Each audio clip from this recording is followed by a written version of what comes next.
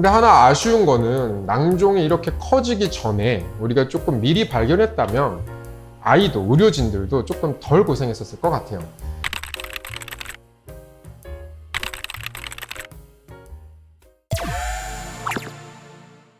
안녕하세요. 서울 센트리얼 치과병원입니다. 이번에 살펴볼 케이스는 악골 낭종 케이스인데요. 한번 같이 살펴보시죠.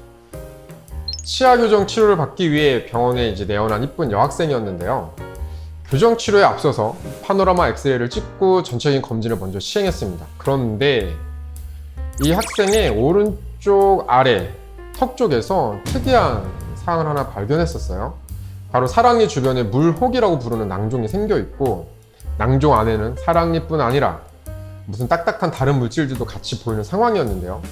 이 낭종이 천천히 커지다 보니까 그 아래를 주행하는 중요한 신경관도 살짝 밀고 있고, 그 옆에 있는 어금니도 조금 밀고 있는 양상이 보입니다.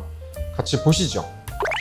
엑스레이를 볼 때 기본 원칙이 있습니다. 치아, 뼈 이렇게 단단한 거는 하얗게 보이고 아무것도 없는 부분들은 검게 보이는데, 여기에 있는 사랑니를 감싸는 검은 물주머니가 보이시죠?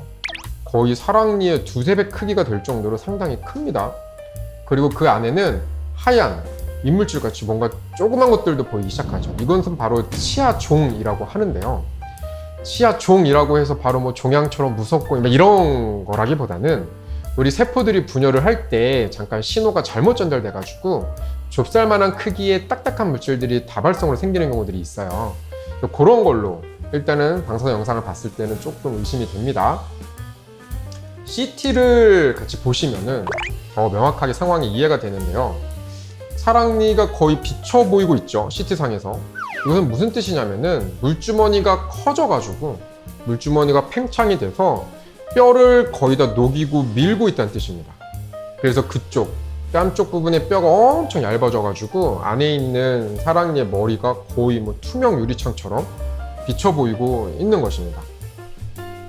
또 안쪽에서 봤을 때에도, 혀 쪽에서 봤을 때에도 낭종의 크기가 어마무시하고, 낭종의 아랫부분이 앞에 있는 어금니의 뿌리를 밀고 있는 것이 보이는 거죠. 근데 하나 아쉬운 거는 낭종이 이렇게 커지기 전에 우리가 조금 미리 발견했다면 아이도 의료진들도 조금 덜 고생했었을 것 같아요. 그런데 이 아이가 이제 한동안 치과에 오지 못해서 이렇게 낭종이 커지는 것을 확인하지 못했고, 실제로 낭종이 이렇게 커질 때까지 특별히 뭐 통증이 있거나 이 턱이 부풀어 오른다거나 그런 불편함은 없거든요. 만약에 통증이 유발될 때까지 낭종이 커졌다면 그때는 정말 더 심각한 문제입니다. 이 정도가 아니라 훨씬 커진 상태에서 통증을 느끼기 때문에 그 전에 미리 치료를 받는 것이 필수적이죠. 그래서 이 경우에는 아래쪽에 신경들도 지나가고 있기 때문에 이 낭종을 적출할 때에 현미경도 사용하고 개인 라이트도 사용해가지고 절대적으로 주변에 구조물들이 손상이 가지 않도록 조심조심 낭종을 적출했는데요.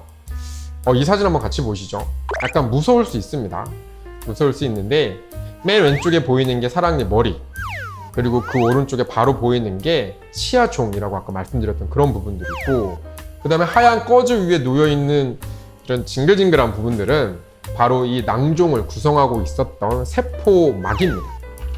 우리가 낭종을 제거할 때에는 낭종의 세포막들이 중간중간 떨어져 남아있으면 안 되거든요.